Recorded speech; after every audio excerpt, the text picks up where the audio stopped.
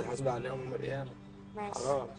مش تعمل كده تاني، وانا كنت قصدي اي حاجة تعالى هنا وانا اديك اللي انت عايزه.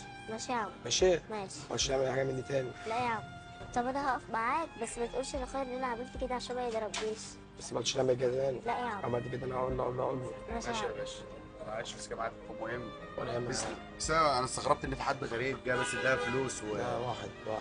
بس خلي بالك منها بس واحد. حاضر. انا بس تسلم يا باشا والله. طب لا يعني معلش انا والله محروق منك والله. يبقى واحد على.